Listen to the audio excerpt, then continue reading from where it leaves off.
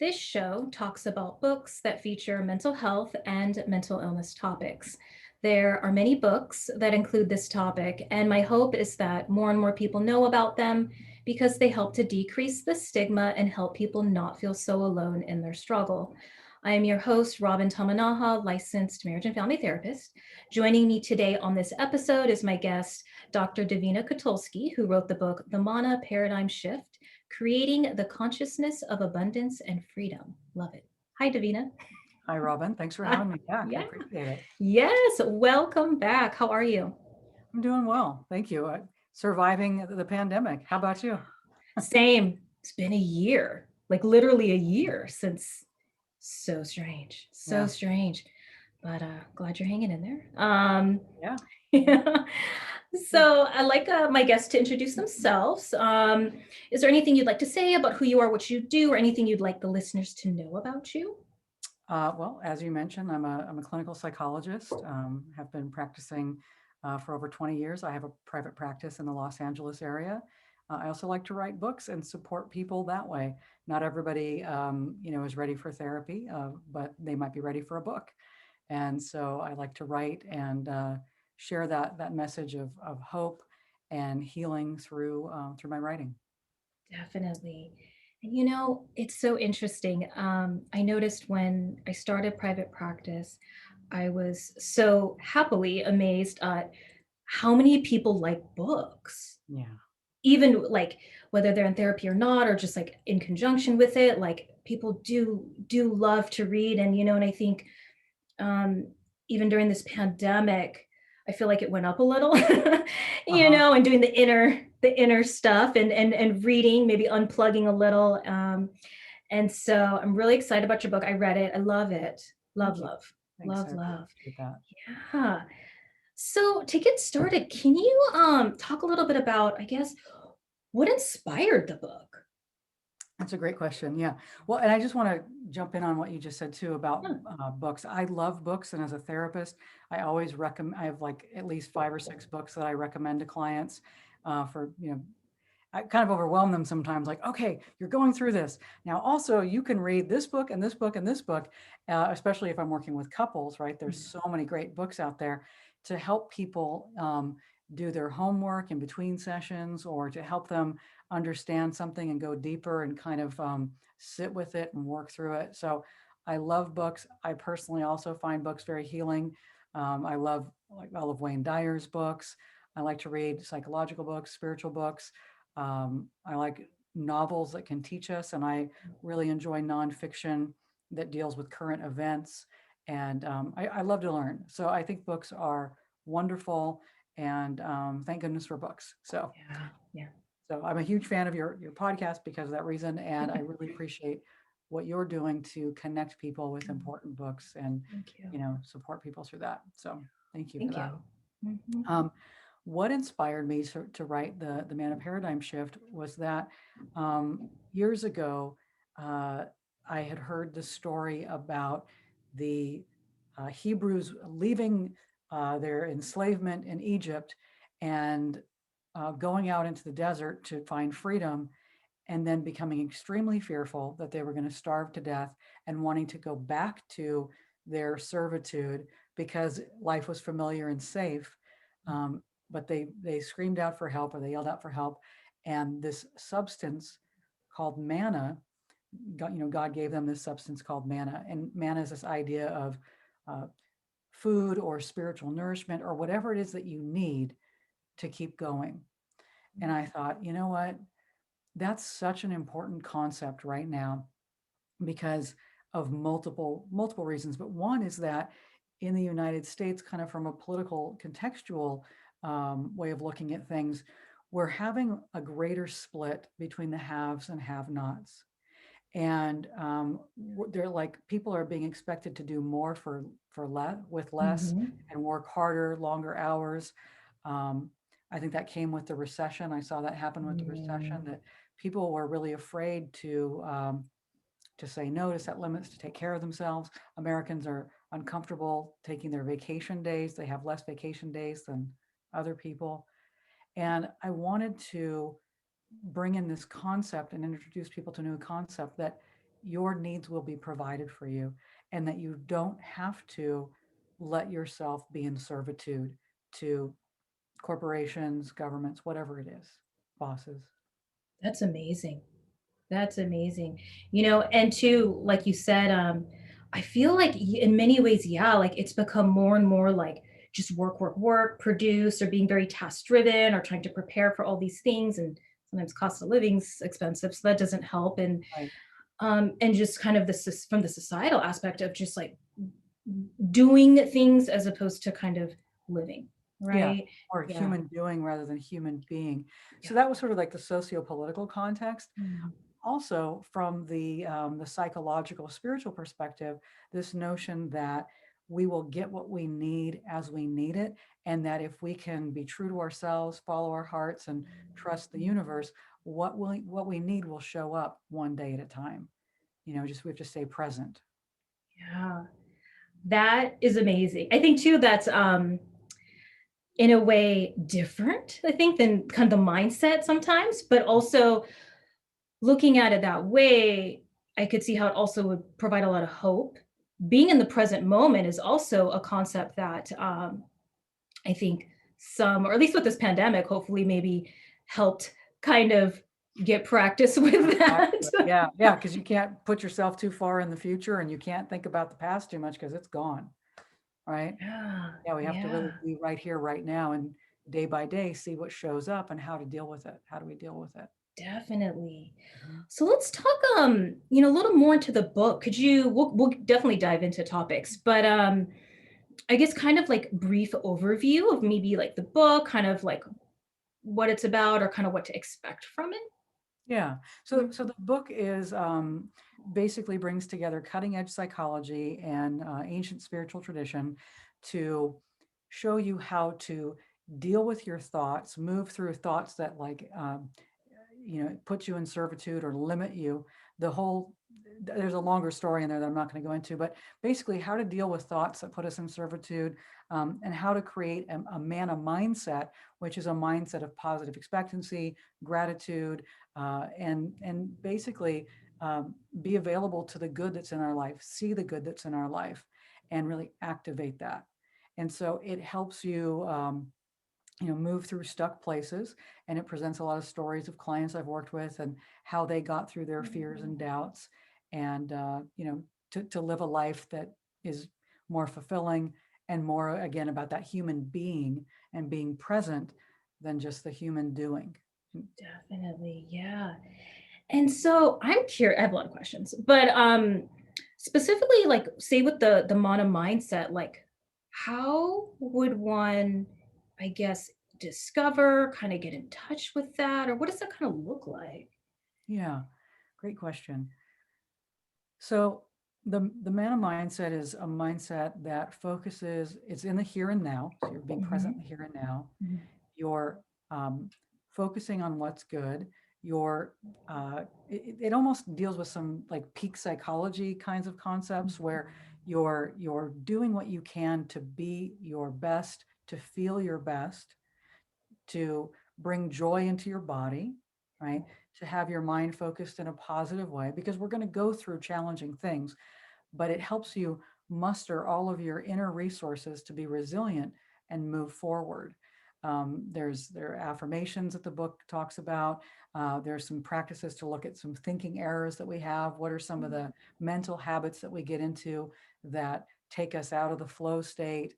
How to be surrendered with challenges that mhm. come up. What do we do? How do we go with the flow? How do we know when to step back and assess and when to move forward?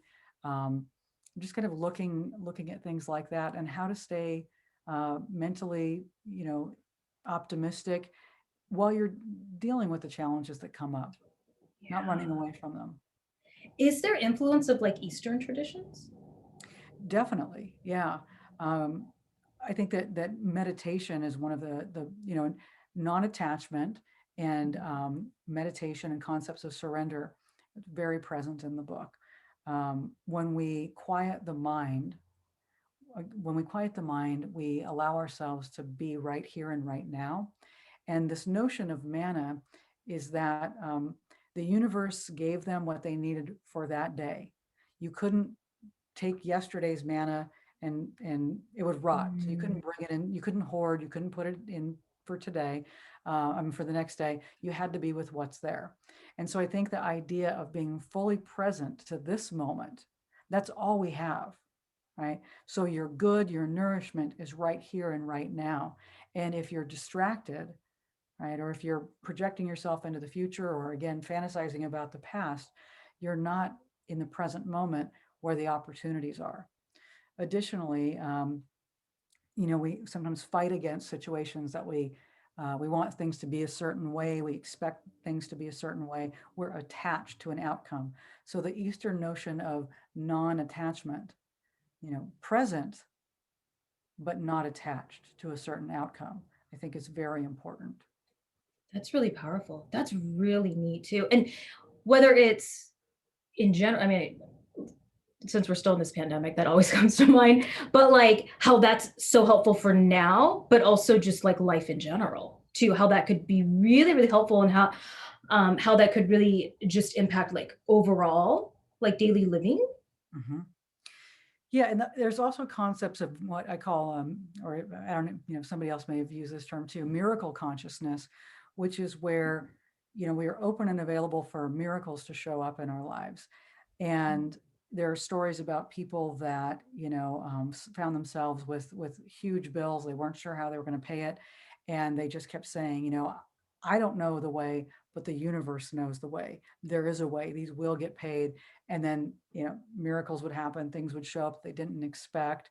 And a miracle is often just a shift in consciousness and a trusting the universe, trusting again that we live in a friendly universe, and that if we don't sell ourselves short and we're true to our own vision and our own hearts, that the universe meets us. It's a paradigm shift because that's not how we were raised. We were raised to be extremely afraid. We were raised to hoard, and that's, I'm going to speak Western culture. We were raised to hoard. We were raised to be afraid. We were raised to take everything you can and don't leave any for the next guy. And that's a very disturbing way to live because that harms our environment. That's what's causing global warming. It's taking more than we need, and it's living in fear. And so the paradigm shift is to trust what you need will be there for you one day at a time. Take what you need, leave the rest. Tomorrow will be another day. You'll get what you need tomorrow, right? And we saw this with the pandemic, like all this crazy hoarding, Toilet hoarding paper. paper, hoarding Purell. Yeah. You're taking more than you need, and then other people don't have something that they need. And that's a horrible way to live. I think when we were talking before, I mentioned this image of this Western image of a guy standing like in the 1800s in front of hundreds of thousands of buffalo skulls. And it was Mhm. like this death pile. And he was proudly standing there with his rifle. And, how Westerners had come into the United States, what was formerly called Turtle Island, and just massacred buffaloes for their hides and sold them off and decimated the population, which was a stark contrast to how the indigenous people of this land lived, where Mhm. and still live, where if they uh, took a buffalo, they used the hide for shelter. They used their bones for tools. They used the meat for food. They used every aspect, and they didn't just go slaughter all the buffaloes. Right. They just took what they needed when they needed it. And I think that that's the concept of manna, is that just take what you need. You'll be given what you need, but stop hoarding. It's destroying the planet. So, and we don't need to live in fear. And again, that fear, those Western values, we need the values of capitalism. We just need to critique them. How can we have conscious capitalism?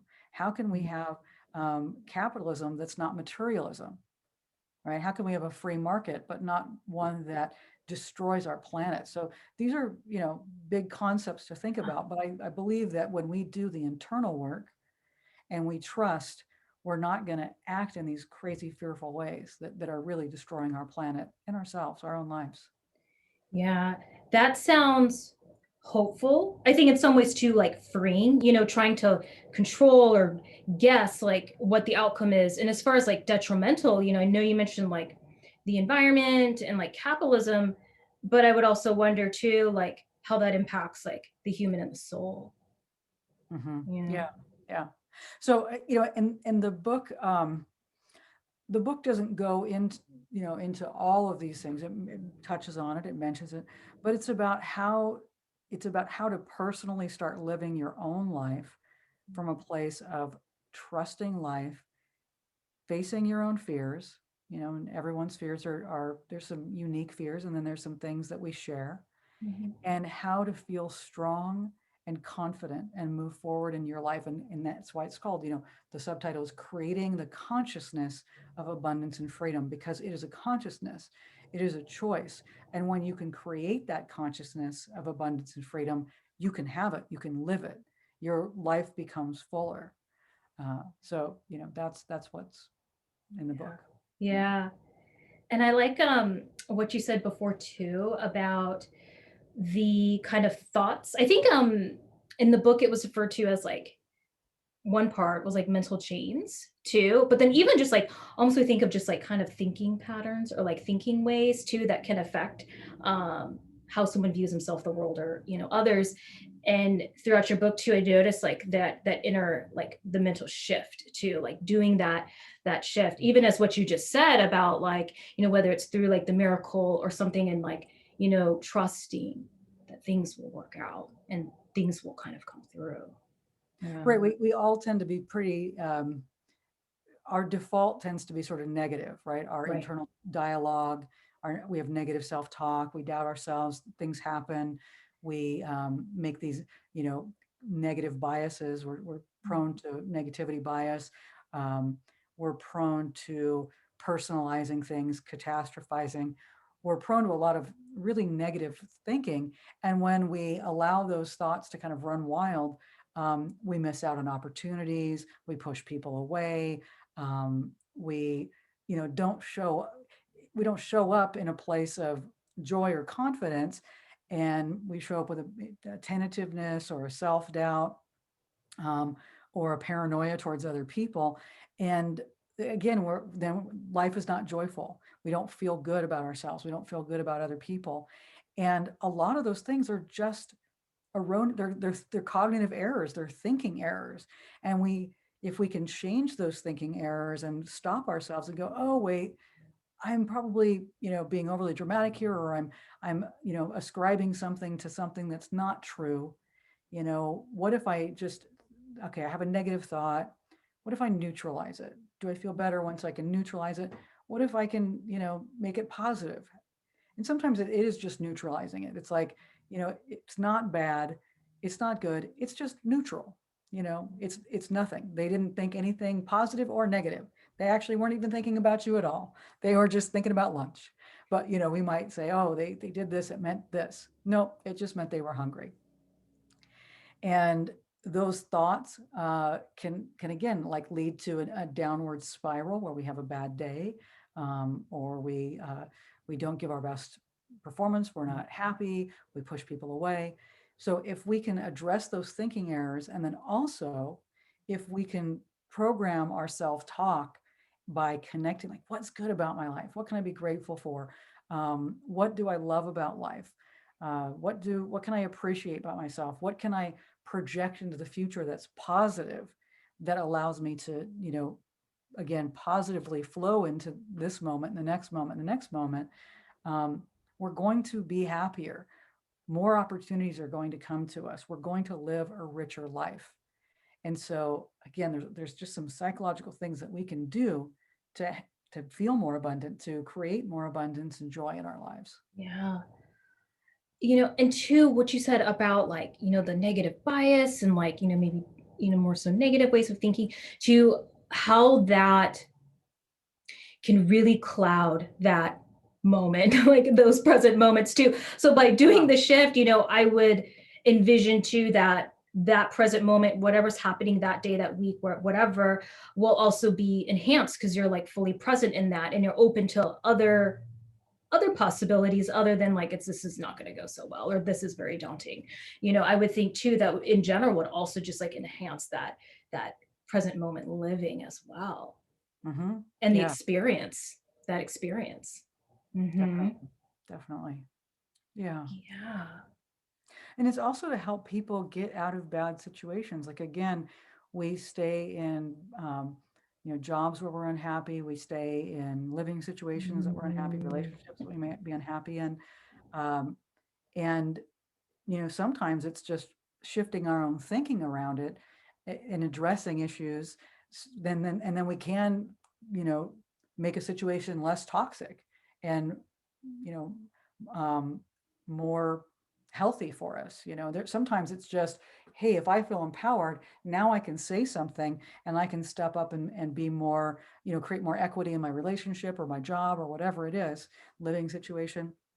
And other times it's, finding the faith and the courage and the strength and the confidence to go, hey, this isn't working. I tried this, and it's time to leave, and to trust that you can leave, because a lot of people are afraid to leave situations because they think, oh my God, I'll never get another job, or no one will ever love me again. Um, and so they're terrorized, and yeah. terrified to make changes. And it's like Yeah. you have to choose your freedom. You can't just stay in a bad situation. You have to choose it, but sometimes we need help to take that leap. Can I share a personal story? So Please. many things came to mind based off what you just said too. So this is more personal, well, personal and professional. I'll say, in one way, I know, like for me too, there, at least within my culture, like family, there's kind of rigidity, and like you stay at a job that is secure and safe, meaning it's pretty practical, which is why a lot of my family members are, doctors, lawyer, things that are important in the Yeah. world, but was never really my dream, I think. And that was the known territory in some way.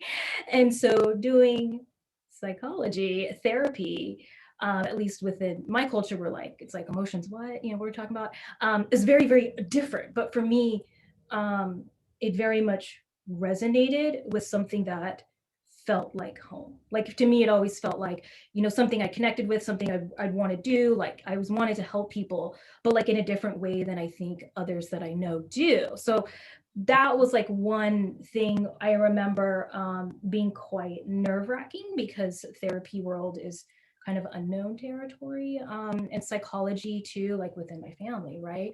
So I remember that was like in a way I kind of had to work through my own thoughts with that, and like, am I going to do something that I really want to do, as opposed to what my original intention was actually public health. So that would have been very interesting during this pandemic, and it was mainly just because Hmm. a parent had suggested it to me, and it was um, kind of within the medical realm. Math and science for me not good, but so so medical school was never an option. So there was that. Yeah. That was one, like the culture piece, and then the other was making a leap for myself. I remember at one point I pretty much took a gamble on myself. I worked Yeah. in a career. I was already licensed as a therapist. I was more working in like managed care insurance world, and it was stable. It paid great money. I had a schedule, insurance benefit. I had like all these things, and I had just stumbled upon Oh, this job because I needed a respite from doing therapy, regular therapy work, and it turned out to be way more burnout. And I did that for like a year and a half. And my intention when I got into the psychology major was to do private practice. And so I mhm. remember there was like a crucial moment. It was like something was going on at work, and within a lot of the changes and stuff. And I wasn't happy with it. And I knew like this was not my place. Like this was not a place that was going to fulfill me in ways that, or reasons why I even got into this field in general. So I had to Yeah. decide at that Yeah. moment, I think now is the time to make a leap for private practice, which I had zero clients, Mhm. zero clients, had yet to network with anyone, and in Orange County where I work. And I resigned. I I Awesome. resigned. Yeah. I was like, I'm not going to take this anymore. I'm not happy. Like, And so I resigned and I just started private practice with like nothing, and highly, highly scary. But part of that was like, I'm going to trust that this is going to work out. This was always my dream. This has always been something that was what I had envisioned for myself. It has worked out for Mhm. others that have been in private practice. It's just new to me, so it's quite scary. But yeah, so I made that leap. I resigned and like put in my 2 weeks notice, and then I was done, and I was on off to the private practice world. That was a very long story, but I That's just wanted great. to share that. No, that's an important, no, I appreciate you sharing that. Um, yeah, no, thank you for sharing that, Robin, because you're showing what's possible when you invest in yourself. And like you said, you took a gamble on yourself. I'm going to just change it and say you invested in Mm, yourself. You I like that. believed in yourself. Yeah. And you saw that it paid off. And I think that's important. We, again, a lot of us have been programmed to invest in somebody else's vision and not our own, right? To trust Yes. somebody else, to trust the thing that's already there, the structure. And, in the book I share, in the introduction, I share my own story, which is kind of similar, actually. Had Mhm. the stable job. I was working for the federal government as a Yep. psychologist. I'd been there 12 years, all the benefits, retirement, 12 more years to go. And I could get, I could get my pension for the rest of my life, health insurance for the rest of my life. But my soul was just dying. My heart was breaking. I was working as a psychologist in a prison, and I know I was doing great work. They were giving me accolades, awards, whatever, but I just started to see how I was giving up my own freedom to be there, and that all of those benefits were turning into like golden handcuffs that kept me from enjoying in my life, really. And so, same thing. I decided to start my own private practice from scratch, and it took a while. But again, it's like I really believe that if you follow your heart and you just put one foot in front of the other, you say yes when opportunities come up, and you just keep doing what you need to do. You relax, that it works out. And I did that and left my job at the beginning of the recession in Yeah. 2008. Oh So that my. was, Yeah. Yeah. but Really. it shows you can thrive. You can thrive even in a recession. Definitely. Definitely. Yeah. So, Well, is there anything I didn't bring up about like the book or anything else you wanted the listeners to know, aside like within the realm of like your book and everything? just trying to think. I think just let me just grab it for a second here. Hmm. There's in the book something called the 30-day Manna Challenge, and it gives you exercises to do every single day to create that manna mindset. And so every day there's something new to work on, to get yourself into that higher vibration. So maybe just talking about um, that when we are um, operating at a higher level of positivity, again, things shift around us. And so you really want to focus on creating that manna mindset and bringing more joy into your life, into your body. That really shifts something on the cellular level inside of you, and you're just more magnetic to your own good, to to your well-being, to things happening in your life. You're healthier, happier. And so yeah, I just wanted to mention that 30-day Nice. piece of it. And I am doing a program where people can sign up for the 30-day Manna Challenge, and they get an email every day into their inbox, and telling them what to do, and some practices to and some inspirational words and instructions on how to create the Manna mindset. And they can find out about that on my website, davinakotulski.com, or on the mannaparadigmshift.com. Great. That's really neat. I remember that in the book, and I like that there's that challenge with the email. That's really cool. Really cool. Yeah. Yeah, it really helps, because it's just a reminder. Like, the more we can engage in regular practices that uplift us, the happier we're going to be. And Mm, it's just getting into new habits, yeah. regular habits. Hmm. Definitely. Definitely. Well, Yeah. thank you for that.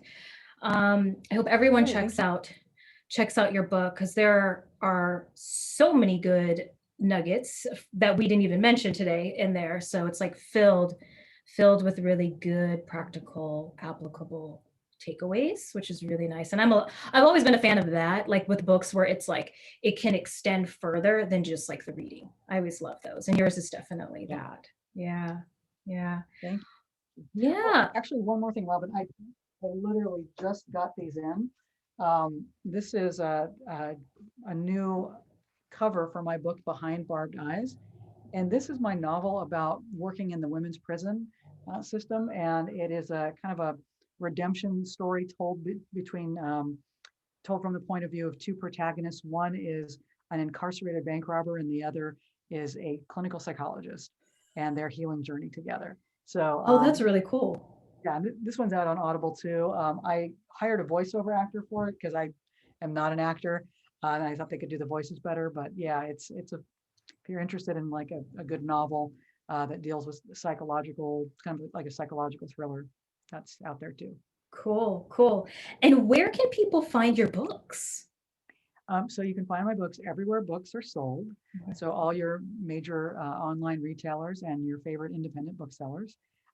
So just go online to whoever you like to order from and order from them there. It's available also through Kindle and ebook.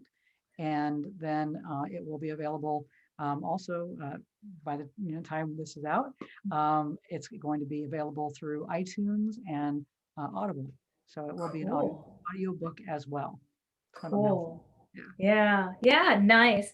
And also, just for our listeners too, to know that you do have a free audio chapter and coming soon PDF. So what I'll do is I'll put that as a button on the Mhm. Books Between Sessions.com website. That way the listeners can just go there and click on it and open up. And I'll do the same for the show notes. Actually, I'll put it in as a link. Uh-huh. That way the listeners can just easily access it, as well as the websites you mentioned. And I'll also Yes. have your social media handles as well listed Great. for everyone to Yeah. find. Okay. Okay. Yeah. Because if they go to the mannaparadigmshift.com, they can get the free chapter there. Okay, cool, cool, cool. Yeah. Okay. Yeah. Well, Thanks, thank you Robin. so much for being a Yeah. guest. It was pleasure. For having, yeah. Pleasure, Thank you for pleasure. having me. And thank you for the good work that you do too. I'm Oh, so glad you thank became a you. psychologist. We need you. Thank you. Thank you. All right. Well, take care. You too.